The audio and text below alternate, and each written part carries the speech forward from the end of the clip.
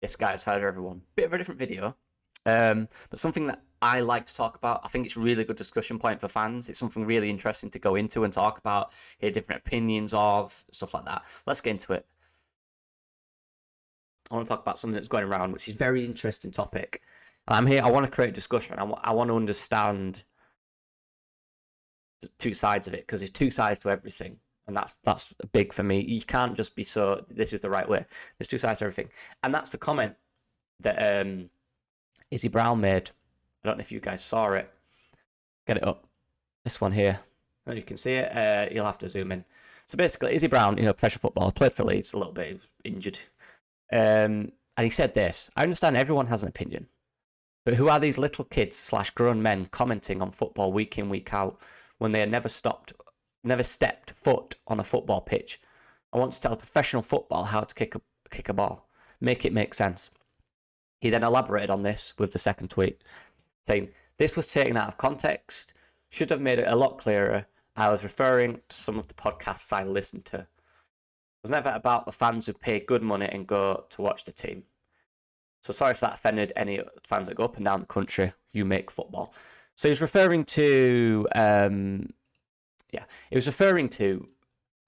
guess, podcasts, YouTube, TikTok, media, people, fans, fan media, fan TikTok, all that, fan YouTube.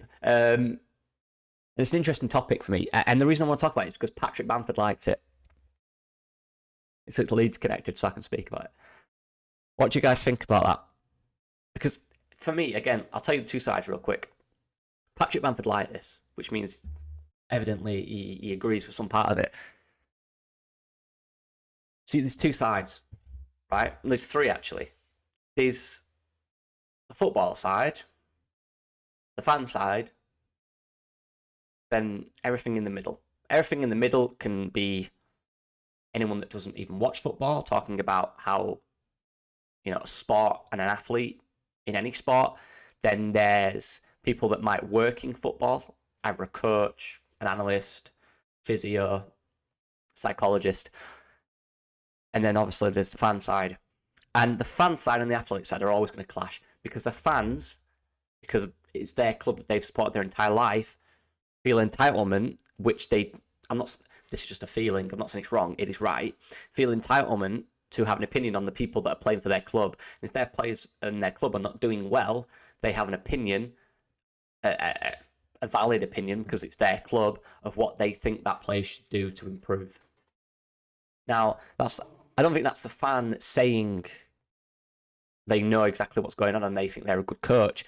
It's the fan expressing passion that they want this player to do better because they are not doing good enough, right? And we've seen that this year with basically all our players. So obviously the athlete then is saying, you don't know what you're talking about. You're not an athlete. No, they're not an athlete, but they are a fan of your club, fan of their club that you're playing for, that you won't be there in 10 years. They'll be there, they're live. They want the best people at their club. If you're not performing, they're going to be frustrated, and they're going to tell you, because they're frustrated, and that's the only way they can vent that, by telling you you're not good enough at playing. This wasn't good enough, your shooting's rubbish. Because they've seen you shoot 6 shots and they've all gone wide. I get the fan thing. Now, the athlete side, again, it's the same. These athletes go train, they work every day, their life is football, right? They went through everything, they went through all the trials and tribulations. When they were young, they sacrificed everything to get to this role, and they've made it, and it's 1 in a million, or whatever the odds are.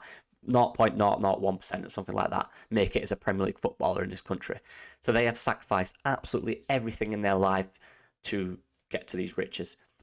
So you're clearly an absolutely incredible talent to get to this point. 0.001% English people make professional football. You are extremely talented. So to have a fan who knows next to you nothing about professional football in terms of an athlete, criticising your every move, I get it. Of course you'll be annoyed. Imagine in any walk of life, any job, you've been in a job for 20 years, and someone telling you, oh, you're rubbish at this, and you're like, who are you? It's not even that. The level, the 0.001%. Yeah, that's different. It's not like a 5%. It's a 0.00. Becoming a professional footballer, extremely difficult, probably one of the most difficult jobs to have in the world, right? So the fact that a normal fan is telling a professional athlete of that caliber what to do is, of course, going to annoy the athlete. But that's my opinion on that. And then you've got the guys in the middle. So I think I'm in the middle. I work in a football environment as an analyst. So I am also a fan of Leeds United. I don't work for Leeds. So I'm working with athletes and understanding outside criticism. I see both sides and I get both sides. And I think it's fine to criticise a player, clearly and obviously, right? But for me, and I've always said this, I've had an issue with, and I'm not saying it's wrong, I just think from an athlete's perspective, how to affect their mentality is telling them they're not good enough or they should leave the club. Because whether you like it or not, and forget about the money they get paid, who cares? Athletes, if you tell an athlete that they're not good enough and you use like rude words to express how bad they are, they will see that, and that will affect their performance. And I know that will affect it. Hence why they do these things. If it doesn't affect them, they wouldn't speak about it. Patrick Bamford wouldn't like it. So it's a clear indication of what is happening, right? So it is an interesting side. And my job as performance analyst is to try and get the best out of them players. So if I think, for example, a professional footballer is getting loads of abuse on social media, there's obviously guys around him closer that will suggest getting rid of social media. Then I can focus purely on performance, because you can't focus purely on performance if the mindset is another way. There's people at clubs that work with players to help this mindset. And one way is getting off social media. But why should you have to get off social media, right? You're a brand, you're a human as well. You need social media. It's good for you. So it's kind of, I see both sides of it. It's an interesting topic. Let me know what you guys think about that specific thing, which we've rambled on about for 7 minutes. Yeah. And the only reason I talk about it is because Patrick Bamford liked it. And I saw an Aronson thing, Athletic, talking about how Aronson stays behind training every day, works hard on finishing and creating chances and doing all these things really hard, great athlete, exactly what you want at your club. However, the comments were just flooded with people talking about his weight. So now I imagine Aronson's he will see stuff like that, or he'll get told about that. He's obviously aware of it. And they'll tell him, and he'll think, what? How can these guys, who most of are nowhere near as fit or as whatever as Aronson, tell him what to do with his weight? And it comes to the discussion I had before about this side and this side. I get it. But personally, Aronson will have the best people in sport around him telling him what the best and most effective weight he has, which will help his performance the most, right?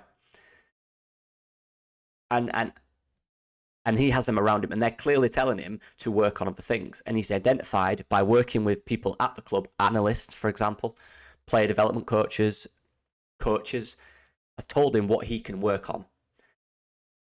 And it's not a weight issue. It's developing your mindset. It's developing your attributes, which help by developing your mindset to make decisions quicker, to help finishing, to be clearer in the moment. It's nothing to do with your weight. His weight might help him shoulder a guy off a ball. People work with Aronson, and we'll talk about him, and we'll help him gather all the information he needs to know exactly what weight he needs to be, right? If Aronson can find a way of getting a little bit more muscle on his body, which won't affect his performance and won't affect his injuries, he will do that pre-season. He's not going to do that middle of the season. You do that middle of the season along with your training you're doing to develop as a player and your actual first team football training that you do every day, most days, you're going to be absolutely done and not be able to do anything. Like, you'll be injured all the time because your body can't work that much. Your body needs rest and time to recover. If he has a muscular program on top of all the other stuff he's doing, he's not going to play. He's going to be done. He's going to be finished. He's going to be fatigued all the time. People telling him all season to bulk up. If he needs to bulk up, he's got the people around him that will help him do that in the pre-season, not middle of the season. That's if the people around him and him himself have decided this will help your performance. If he doesn't bulk up, it's because it won't help his performance. As simple as that. Right, I'm glad that's all. Let me know what you guys think about this. It's a very interesting topic. something I like to talk about, different sides of everything and how they all have an opinion. And there's no right side, there's no wrong side. There's certain lines you don't cross. Like, if a player's spoken on social media about it, you probably cross that line, but that's because of frustration from this side. But then this side will say the same thing about your performance. They're frustrated with your performance, so they criticise it. It's pointless arguing about it. Let's just discuss. I want to discuss it. I want to see what it really is. What is the problem? Yeah. I forgot to mention on that as well, because the Patrick Bamford thing, I criticised Patrick Bamford's miss. I said it's a huge moment in the season, and it is, and it's from very close, and you should have scored the goal. But I've also done a video on how I think Bamford is very effective in this team and how he's a very good striker. It works both ways, right? It's what they choose to see as well, I guess. Or what they do see, or what they accidentally see, or what they see. Been a wild video, been a bit mad. I just have some things I want to speak about. To fill the gap between next week. I'm going to do a review. I might do a little breakdown of Sam's tactics on Man City. Let me know if any of you guys want to see that, if you're still here. Yeah, I appreciate the support as usual. You're all legends. Let me know what you guys think.